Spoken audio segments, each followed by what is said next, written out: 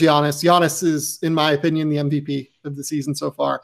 I get that some people are going to say LeBron. I get that some people might try and argue for Kemba. You know what? I think that I actually saw something on ESPN where like Kevin Pelton said that LeBron is leading in all of his statistical stuff. And, I actually saw someone else say that LeBron should win it as well. So, I'm not going to begrudge anyone saying LeBron is the best player in the NBA because he is.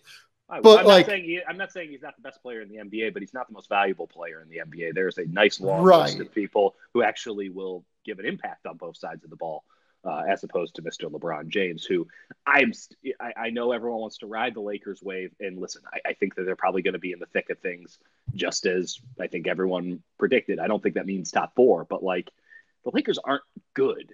Like, as long as we can all get on the same page and be like, yeah, there's some potential here, don't get me wrong. But, like, this is not a good basketball team. They're an entertaining as shit basketball team, but they're not good.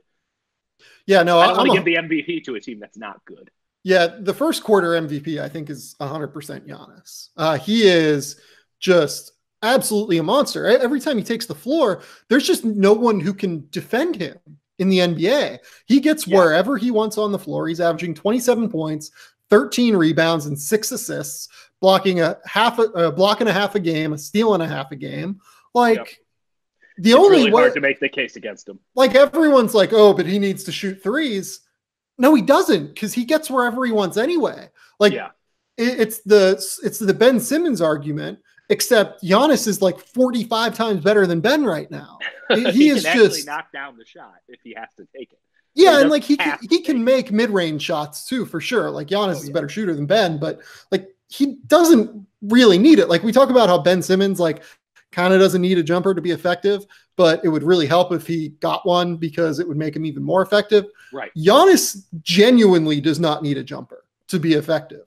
He is just so good. I don't know. He's just so good at getting anywhere he wants toward the basket because he's so long. I don't know if it's necessarily true that he does, because he does have a little bit of one, and that creates the eminent threat that he can just do whatever he wants. When you can go wherever you want and you can do it, you have to have something in the quiver in order to keep the defense guessing. But the second the guy crosses half court, I mean, let's talk about gravity for a second. We talk all the time about Stephen Curry and what he does to opposing defenses, right? Mm-hmm. Where it's the second he crosses half court, it's like, well, shit, we have to guard Stephen. Not passively give him some space, whatever. Where most guys, you can go right up to the line, 3-point line, or some even inside of it.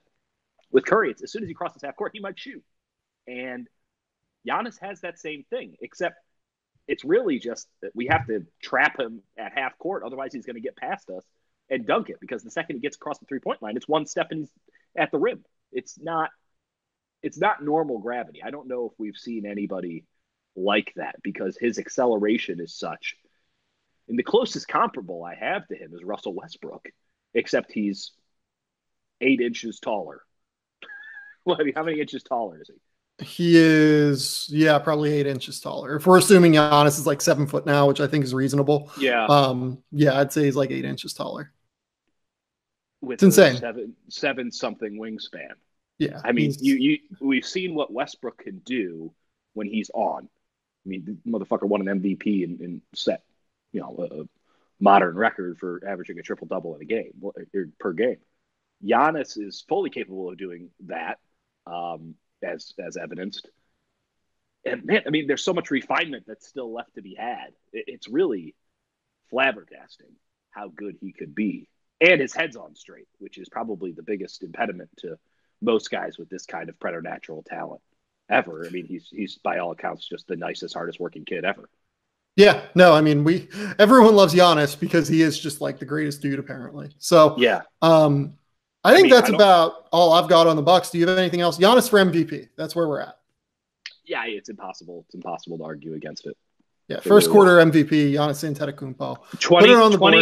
20-something games into the season, we usually have a pretty good idea of what teams are going to be. Now, obviously, there will be some ebbs and flows and trades and all that stuff, but like, if the Bucks are truly what they've shown in the first 20 games, and I think there's plenty of reason, as we've evidenced, hopefully, to think that they are the real deal, that this is the real Bucks, that makes them not just a really good team that's going to be interesting come the playoffs. That has to make them the favorite. I mean, it really does. Yeah, I might be here for a Bucks as the favorite in the East.